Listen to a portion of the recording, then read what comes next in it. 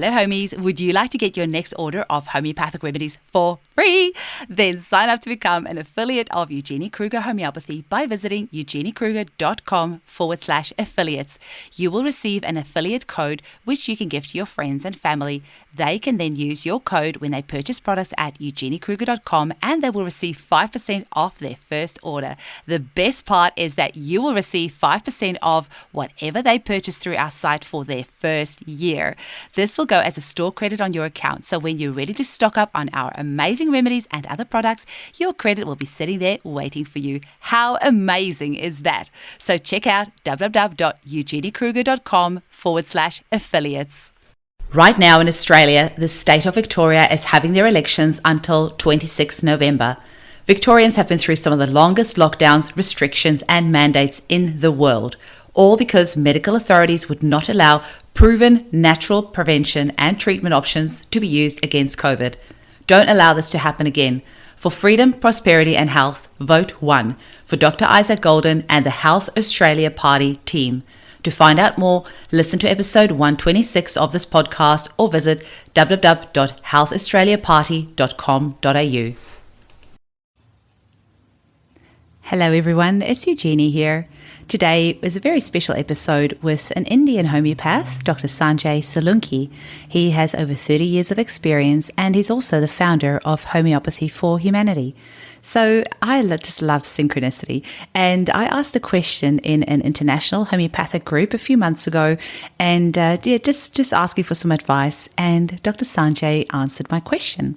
And so we private messaged each other after that, and we've been having some Facebook chats back and forth over the past few months, and it's been lovely to get to know him. And yeah, when I started this podcast, I said, Sanjay, I have to interview you because the homeopathy scene is so different in India to anywhere else in the world, really. Homeopathy is just like mainstream medicine over there. They have homeopathic hospitals and the doctors are hugely respected, the homeopathic doctors. And it's just everyone on the street knows about homeopathy. And speaking of street, you will hear the very authentically sounding Indian backdrop in Sanjay's conversation. There's cars tooting and beeping, and yeah, it is very loud. We tried to edit out some of the background noise, but it was very tricky. So my apologies for the sound quality. We did try our best. We hope you enjoy this episode. It's certainly a very different way of looking at homeopathy, and it's lovely to see that homeopathy is so accepted in India, and just hearing about the work that Sanjay has done. He has treated a lot of COVID cases, and it's really wonderful to see that the homeopaths in India are now allowed to treat COVID. They weren't initially. And so it's wonderful that they are now able to get some great results with their clients. And as always, we need to keep an open mind. We need to always try to encourage using natural medicine alongside the pharmaceuticals. And I'm just glad that the Indian government has realized that and allowed the homeopaths to start treating COVID to just alleviate some of that stress on the hospitals. And hopefully we can adopt that over here in Australia and the rest of the world as well. So enjoy this episode, and apologies again for the sound. I'm sure the message will come across though. Thank you. Welcome to the Homeopathy Hangout podcast, where we discuss all things homeopathy from around the world. And now your host, Eugenie Kruger. Hello everyone, and a very warm welcome to Homeopathy Hangout. Today we are hanging out with homeopath Dr. Sanjay Solunke, all the way from India. Welcome, Sanjay. Thank you, Eugene. It's so exciting having you on today because obviously the scene on homeopathy is very different in India to how it is here in Australia, and I can't wait to unpack that all with you today and talk about all the differences. But before we get into that, can you please tell me how you were first introduced to homeopathy and why you decided to become a homeopath? Actually, my becoming homeopath was a little bit strange story. I wanted to be a allopath, and I just failed to reach that point just with a 2% of marks. And after that, one of my father's friend had introduced a new college in my city, and I didn't know what was that about. And he said, if you are not become allopath, then it's better you go for alternative methods. and I said I just wanted to be a doctor. So I went there. But after learning for those 5 years, it turned my perspective to look towards medical system, and I worked really hard during that time. And even passing out from college, it took really a very hard time to complete those understanding which actually Hahnemann was intended to teach. I follow Hahnemann. I do not follow, you call it classical way, right?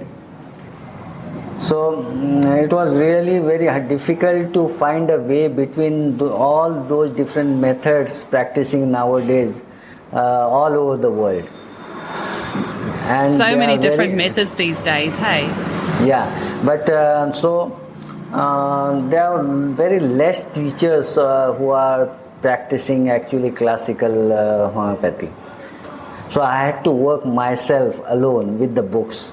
You can see a lot of library behind me there. Amazing. And what year did you qualify? I am actually, I completed my DHMS, a diploma first, then completed degree course, BHMS, and after that post-graduation, MD Medicine in Repertory. So you have many decades of experience behind you. I think you said about 30 years? Yeah, it's 31st year now. What, 31st year? Wow. And your daughter is a homeopath as well now, hey? She's not, she's learning. She's in third year of homeopathy. Wow, so you must have been a great inspiration to her. Yeah, sure. And she actually got admission from government seat in physiotherapy. But after that, when her name was also included in homeopathy, she just gave up that physiotherapy and chose homeopathy. Wonderful, great choice. Yeah. So Sanjay, tell me what homeopathy is like in India, because it is very different to what we experience here in Australia. Can you tell for all of us Westerners what we're missing out on? Because it sounds like homeopathy is very well accepted where you are. Actually, it has been introduced with degrees from universities. So we have a very huge structure of homeopathy in India. Actually, there are near about 28 to 29 states in India, and each state is governed by different governments, individual government. And all those total state is governed by a central federal government, you call it. So the authority comes from the state government. If you are practicing in one state, if you want to practice all over country, then you need permission from CCH, Central Council of Homeopathy, which is under a federal government, right? So we have university course nowadays. What I studied during that time, there was a diploma of 4 years. Now there is degree of 5 years, 5.5 years. And after that, post-graduation study of MD will go for 2 more years. And after that, you got to get registered your degree with Central Council of Homeopathy for India, and for state council is there of homeopathy. And it's not an individual identity, but it is governed by the state government and government of India, health ministry. And nowadays they have given a separate ministry for alternative medicine, Ayush, from which they have same standards for allopathy, Ayurvedic and homeopathy. Same standards of education, same standards of hospitals, and even it was not up till now, but from this COVID period they had allotted jobs for homeopaths also in government jobs. Wow. So you have homeopaths working in hospitals alongside medical doctors, and you have just homeopathic Yeah. hospitals as well? At present, there are very few hospitals which are dedicated homeopathy, which have dedicated homeopathy. But government which are giving jobs for homeopathy in hospital, their hospital, they are giving a separate dedicated chamber from in which they can practice homeopathy. But still, most people in India at least know what homeopathy is, right? Like if you were to walk in the street and ask somebody what it is, they would probably know what it is. In Australia, hardly anybody knows what it is. Yeah, India is actually huge country, and not by land wise. Australia is very large, but by population wise, it is very large. And if you compare the population homeopathy new nowadays, it's very very little. It might be larger population than one of the small country, but it is very few as compared to rest of the population of the country. Why do you think homeopathy is so popular in India? Because it is approved by government education. There is a dedicated education system, and actually it was not purpose of government to promote homeopathy. It was when India got freedom in 1947. That time a government was only behind to provide jobs and bread and butter for the population, and people was not actually very rich people to earn their own businesses and like that. So they opened small educational institute from which lot of people were employed from that. Pathology, gynecology, obstetrics, all those subjects were taught by allopaths. And after that last 20 years I have seen the university has told all the college institutes that you should teach your students by the degree holders of your own faculty. So now homeopaths are teaching anatomy, physiology, pathology, surgery, medicine, gynecology and everything. Wow. I just want to clarify for our listeners, because this podcast is aimed at the general public. So when Sanjay talks about allopathy, that is a term that's used for just conventional medical system. Right. We often talk about allopathy. Yeah. So Sanjay, do you have any special cases that you like to treat in your clinic? Do you specialize in a particular area, or do you treat everybody? Can you maybe share some cases from your clinic with us? Yeah, actually I am practicing classical way. You call it classical, and we call it a Hahnemann way. It's far behind the world new. Actually nowadays we see lot of classical homeopath practicing a Kent homeopathy. And I am bit different, bit older than Kent. So it doesn't matter what you do, but my perspective is looking at everywhere, all as perspective of body as a whole, and I treat almost whole body, all diseases. Okay. And you treat men and women and children. Everywhere. Do you treat everybody? Right. Everybody. And I would like to just tell you one case. It was a case of one baby. At present, his age is 2 years, 24 months. But what was a tragedy, when her mother was pregnant, 7 months pregnant, the doctors detected the baby was having a congenital atresia of intestine. What atresia means, that intestine was having adhesion and stuck together. Lumen was just stuck together and it was not patent. So as baby that time was inside the womb, it was not necessary because mother's she was breathing and everything, blood was supplied from mother. But after birth, baby has to survive on his own. So they was prepared for cesarean section, but she delivered normally.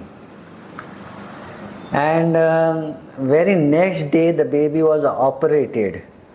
Very second day after birth, they operated the baby, and after that operation, they kept baby in an incubator. You know that incubator? Yeah. For 1.5 months. And I'm just telling you a background, the story. And after that 1.5 months, after 2 months, baby came home, and since then the baby was sick, like diarrhea, vomiting, blotting of abdomen and everything. And then the doctor suspected that he was probably having lactose intolerance, and they stopped the mother's milk. And they give some tin packed formula. I don't know, actually, I don't know, I haven't studied that. And they give something like that. And he was okay with that box, but every month, once or twice in a month, every 15 days he was sick with the same complaints: vomiting, blotting of abdomen, diarrhea, and such things. And after 18 months of his birth, the parents went to the doctor during same episode of illness, and the doctor say probably baby is getting adhesion again, and probably we might need to operate him again. And the parents was not ready to go for the surgery. So they asked doctor if we have 2 or 3 months we can have him on medicines, and they say okay, by the time you can go for alternative ways if you want. And actually there was one of my students who is lecturer in the homeopathic college nearby, and she contacted me, sir, there is a case of a baby, if you want you can treat her. I don't know if I able to reverse that surgery part, but I might try. And I took all the case, and what I studied, I just followed the pattern of development the baby all those 2 years. The baby now this time it was 18 months of the age, right? And I just saw, and I find in the history, one is congenital defect, means developmental errors, you can call it, basic word, developmental error, embryological error, right? Then the baby was vaccinated very second day before going to the surgery with BCG vaccine. The vaccine is the second part, and third part which I noticed was they stopped mother's milk. The role of mother's milk for the first year, or say first 6 months, is very crucial, right? Because it gives immunity to baby, and it develops its own digestive system, right? They stop that food, and baby actually lacking his own immunity. The bacterial flora which was in his intestine was destroyed twice in a month by antibiotics. So how can he digest? Not even to talk about the trauma of being separated from their mother for 6 weeks. Yeah, wow. Yeah. And you can look at these all factors, the pattern of development. And what I see, the allopath was suspected the scar at that injured part, surgical operated part of intestine. But I didn't find that, because I saw that mother is feeding the baby and same food was passing out in the diarrhea undigested. It was going down. It was not just locking inside the stomach and coming out. So I said it was fine, that your intestine is patent, it's working.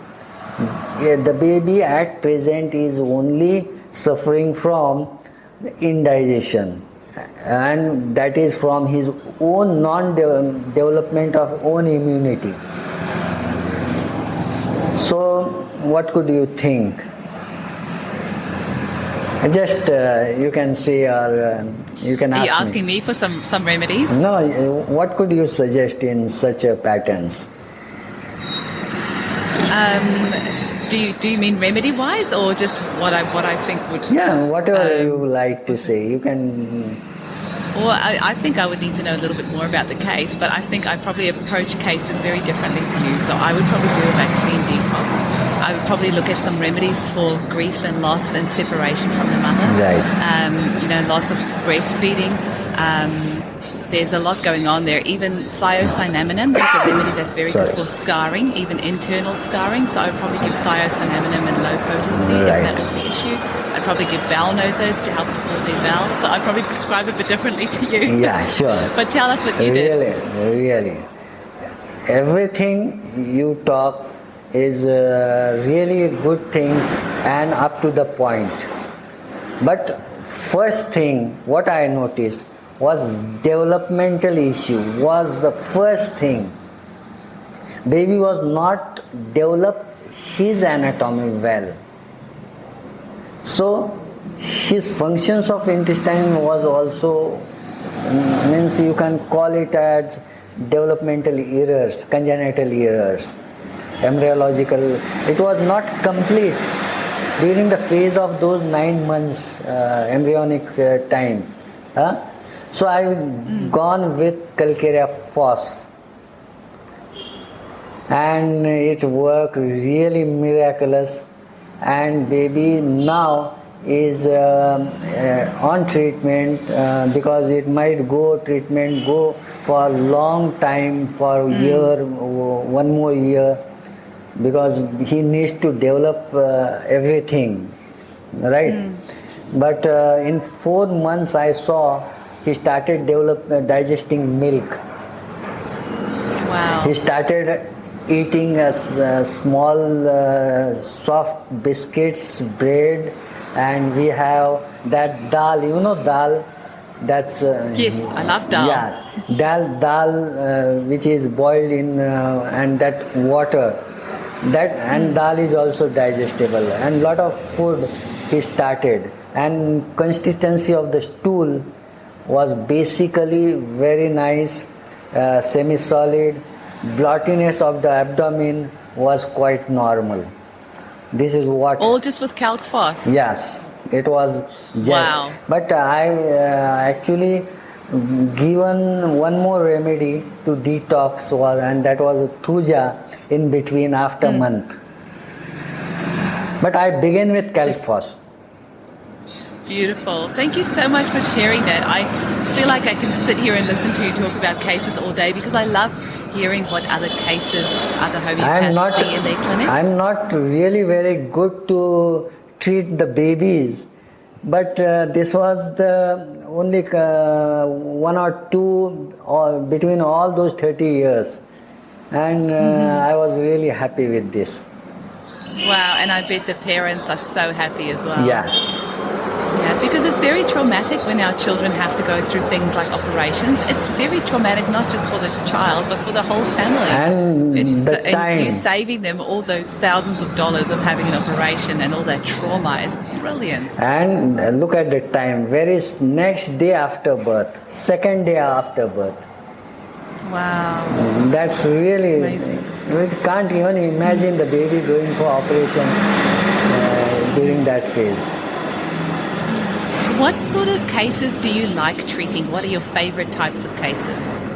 Yeah, that's really difficult to answer, but we can say the area where you live have certain patterns of diseases developing, the way of lifestyle, the eating habits, the way people eat, live, they work, whether they are working hard in the farm or whether they go in the gym.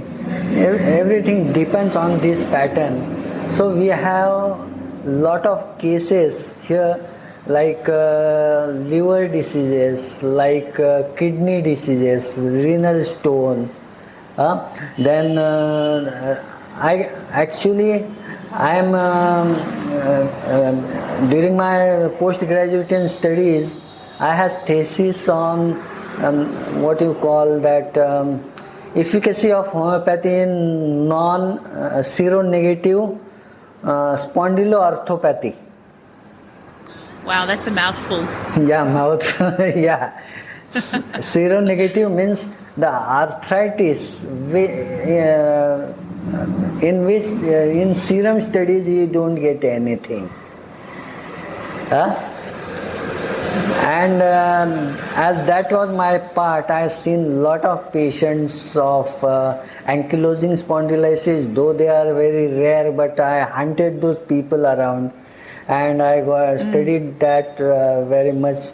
So I get rheumatoid arthritis. I work with even heart diseases, but not actually very serious type, but carditis and even some deep lung diseases. And one of the case really I am happy to share was chronic myeloid leukemia. And and actually she was released from hospital. Doctor said just go home among your people and she might die in 8 days. The family was not about to look at the pain, so they came to me and told doctor, if you can just reduce the pain, we know she is going to die, but we can't see her in the pain, so if you can do anything for her pain, please do it. And I was really blank during that time, but I just saw generalized and just given the remedy on single rubric, and that was generalized lymphadenopathy over body, and it was iodome, you know. Oh. And it was miraculous. Within 7 days, the lady came walking herself in the clinic. And I've got goosebumps. and yeah, right. And that she did. Lady survived for next 5 years. Wow. She died, and that's why we do this job. It's so great when you see that, isn't it? She died, but not due to leukemia, but cardiac failure. But this was a very different, various type of cases come at clinic here. Now, you also started a organisation called Homeopathy for Humanity. Can you tell us about that and why you started it and what work you do with that? Yeah, I would like to share these things because I am connected with homeopaths all over the world through this organization.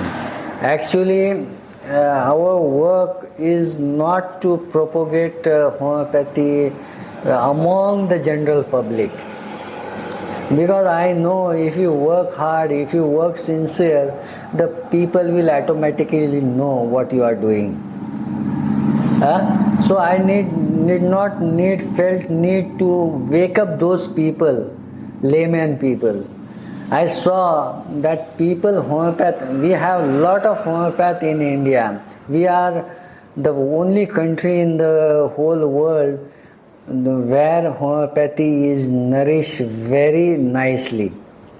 And there are lot of ways, methods, people just following their own brain, they following the different teachers, right? And in all those I found that something is missing. Whatever I studied, I noticed that I want to do homeopathy because it is based on those principles, and only because of those principles homeopathy is homeopathy. Otherwise you can call it anything, but it's not homeopathy. And when I see the people are ignoring those facts of principle of homeopathy about you say drug potentization, understanding the methods of drug potentization, then understanding the concept of understanding disease homeopathically by understanding the concept of chronic disease, right? And one more thing, but not least, individualization. How the disease is limited, though it is widely spread in the population, the patient is individual, different individual. These 3 points are widely ignored in the among the homeopaths. And we just wanted to tell people, do whatever you want, fly however in the skies, but don't lift your feet above the foundation stone. So it was the intention to teach homeopath the basic homeopathy, so you can provide better service to your clients. You can, and I see homeopathy which Hanuman given us is not that what you call energy thing or spiritual thing or any something immaterial thing.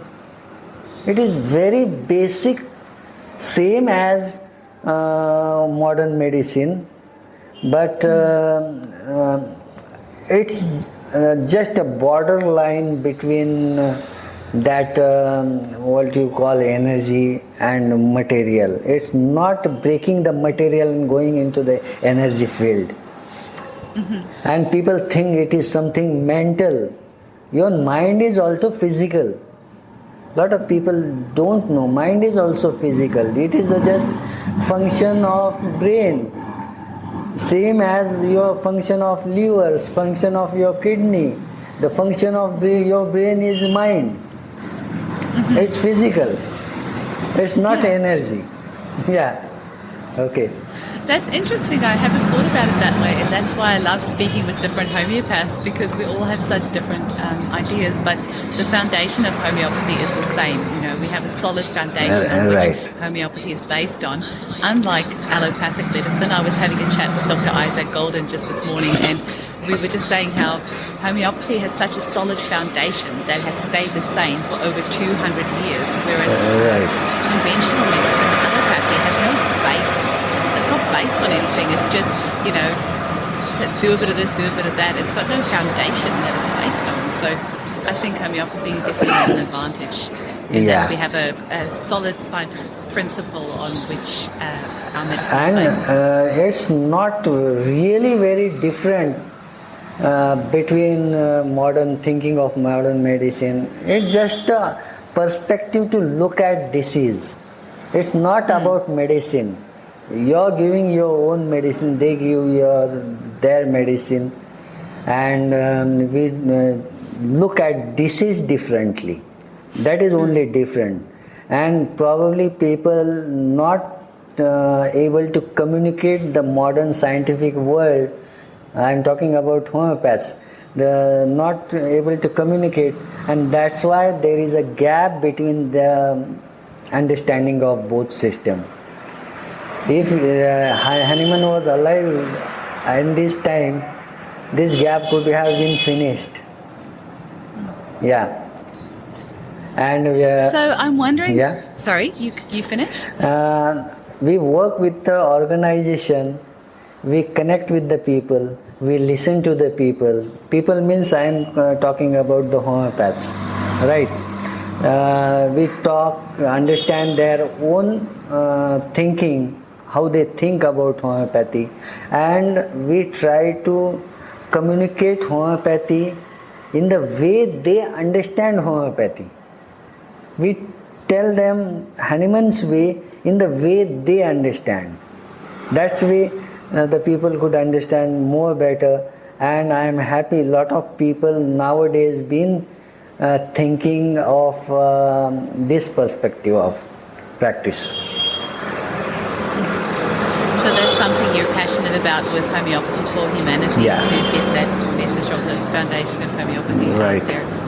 I'm wondering, Sanjay, seeing as COVID is such a hot topic these days, can you tell us a little bit about homeopathy and its role in COVID in India?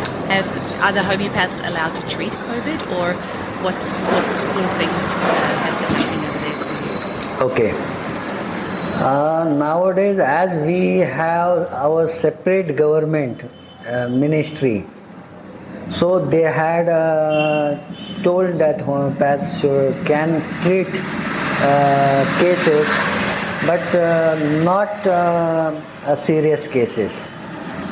Earlier, it was we are not allowed to have any COVID cases, but we used to treat unofficially. We don't ask patient to go for testing. But we know that it was COVID because people were coming in huge numbers, and we just stopped testing them, and they were off the record. But after 1 year since COVID, government has released advisory that homeopath also can treat cases in their hospital, but not serious cases, but mild and moderate cases. Wow, that's very And interesting. I also saw near about 600 cases in the last 4 months. Yourself? Yeah, 600. Wow. Second wave was really, really horrible in my state. My state was very extremely hit. Almost 10 to 15,000 cases per day we are having there. And how have you kept yourself strong through all of this? Have you had COVID, or have you managed to keep yourself strong I after don't seeing know. 600 people? I don't know whether I had or I haven't had, but it was just sometime I used to had some sore throat, and I took the medicine and it gone. So I don't know if that was COVID or not. But we had precautions over clinic. We used to sanitize all sitting facilities in the clinic. Every patient, all the patient will call on the time, one at a time. But often huge number was infecting, so it was really difficult to manage those numbers. Because look, I am not practicing at the town that you are living, Perth. It is a very big city. My place is very small one, just 5 kilometers area circumference, but population is almost 200,000. It's small place, but the hospital capacity is 2,000. Government hospital capacity is 2,000, and COVID capacity was increased to 2,000 more. So 4,000 beds capacity we had here. And listen, we are having almost 1,000 cases every day. So it was quite impossible. Whatever capacity you are having, medical capacity, was full for next 3 weeks in just 4 days. And where the other people will go? Yeah, it was really horrible, but somehow we managed. We have seen lot of deaths, and I am happy none of death we saw with homeopathy. I was just thinking, I hope somebody is keeping a record of all of these cases, because it will be lovely to see, how homeopathy helps, because obviously with the flu pandemic in 1918, the homeopathic hospitals then had a huge success rate. The death rate in homeopathic hospitals was it less than 2%, and in the allopathic hospitals it was much more. I don't want to say how much because I can't remember the numbers off the top of my head, but I know off the top of my head, I do remember that homeopathy has had very great success in epidemics over the past 200 years. So it's going to be interesting seeing at the end of this what statistics are out there. Yeah. What work the homeopaths have done. Yeah. And COVID period was really bad. We haven't yet ended the second wave, and we are at the doorstep of third wave, and we don't know how it could be happening, but we need to get prepared, and we need to make awareness for the general public to take care of themselves. And this all the time will be go off soon. I pray for God. Mm-hmm. Yeah. So Sanjay, can you tell me before we finish off a little bit about how people can get hold of you if they want to find out more about your work? Have you got a website, or have you got a website for Homeopathy for Humanity, or how can people get hold of you? You can follow me on Facebook. We have Facebook pages. We have Homeopathy for Humanity website, but I think in these 2 years, as we were absolutely busy in this pandemic, it was not updated. So probably in a couple of months after COVID finish, we will look after that website also. So, just for a bit of fun right here at the end, can you tell me your top 3 remedies and why? Oh my God, that's tricky.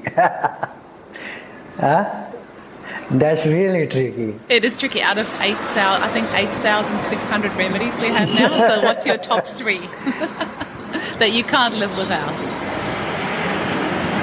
Okay, I will just try, but it's not so stone. I will classify it into the acute remedies. I will go with aconite and belladonna. Mm-hmm. And in minerals, I will go with calcareous and phosphorus. You're cheating now. You're only allowed 3. And yeah. That's why I'm telling you. Whenever I look at this mineral or plant, I love pulsatilla. Pulsatilla, lovely. I love it. Yeah, and a lot of cases I have treated with this of COVID with pulsatilla. Oh, really? Interesting. Yeah, and what common symptom I saw was loss of smell and lot of taste in rest of along with the symptoms. Okay, so another one, I like using snake remedies like lachesis and crotalus. I saw an article just this morning that they are now saying that the venom of some or other viper in Brazil is showing to be useful for COVID symptoms. And then I was thinking, well, that's interesting, because in homeopathy we have loads of remedies made from snake venom, and right. a lot of it has to do with clotting and blood and bleeding and those sorts of things. So I thought, interesting. Yeah, Bothras. And interesting what you say about pulsatilla, because I haven't treated anyone with COVID, but I've heard that the symptoms change very frequently with COVID. Right, And right. pulsatilla obviously is a very changeable remedy. So it's interesting that you say that. I can see how that would fit. If you are having a symptom, loss of smell, loss of taste, or altered taste or smell, along with rest of symptom, along with some digestive system, and lot of changeability in all those respiratory, upper respiratory and deep respiratory symptoms. Fever without thirst. Pulsatilla is thirstless. Just go with the symptom. And those pulsatilla works. Really, my daughter actually was treated first with the pulsatilla for COVID. And she came out really fast. Just in 3 or 4 days, she was okay. Wow, brilliant. Yeah. Oh, Sanjay, it's been so lovely chatting with you. I've been looking forward to our chat because we've been Facebook buddies for a little while. So it's so lovely to get to speak with you today. Thank you. Thank you so much for your time. Yeah, thank you.